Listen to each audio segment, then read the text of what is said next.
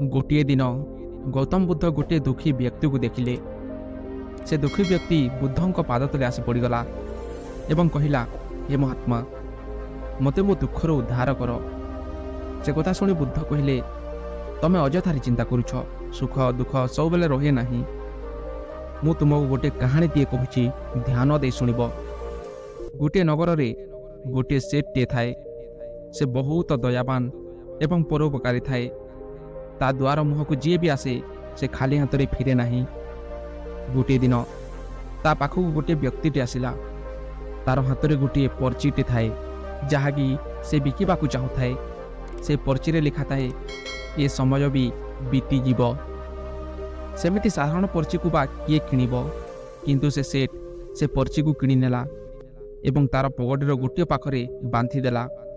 ସେ ନଗରର କିଛି ଲୋକ ସେଠ୍କୁ ଘୃଣା କରୁଥାନ୍ତି।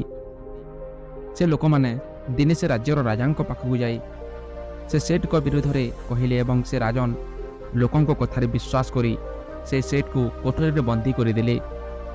ସେ ବନ୍ଦୀଶାଳାରେ ବହୁତ ଦିନ ବିତିଗଲା। ସେଠ୍ ବହୁତ ଦୁଃଖୀ ଥିଲା ଏବଂ ସେ କିଛି ଭାବି ପାରୁନଥିଲା। ଗୋଟିଏ ଦିନ ଅକସ୍ମାତ୍ ସେଠ୍ର ହାତ ତା ପଗଡ଼ିର ସେ ବାନ୍ଧିଥିବା ପର୍ଚିରେ ପଡ଼ିଲା। ସେ ପର୍ଚିକୁ ଖୋଲିଲା ଏବଂ ପଢ଼ିଲା। ସେ ପର୍ଚିକୁ ପଢ଼ିବା କ୍ଷଣିକେ ତାର ଆଖି ଖୋଲିଗଲା ଏବଂ କହିଲା, ଆରେ, ଏଥିରେ ଦୁଃଖ କରିବାର କ'ଣ ଅଛି? ଯଦି ସୁଖର ସମୟ ବି ବିତିଯାଏ ତ ଏ ଦୁଃଖର ସମୟ ବି ବିତିଯିବ। ଏକଥା ଭାବି ସେ ଖୁସି ହୋଇ ଜୋର ଜୋରରେ ହସିବାକୁ ଲାଗିଲା। ଯେତେବେଳେ ସେ ବନ୍ଦୀଶାଳାର ସୈନିକ ସେ ଦୃଶ୍ୟ ଦେଖିଲା ଏବଂ କହିଲା, ଆରେ, ସେଠ୍ ତ ଦୁଃଖର କାରଣରୁ ପାଗଳ ହୋଇଗଲା।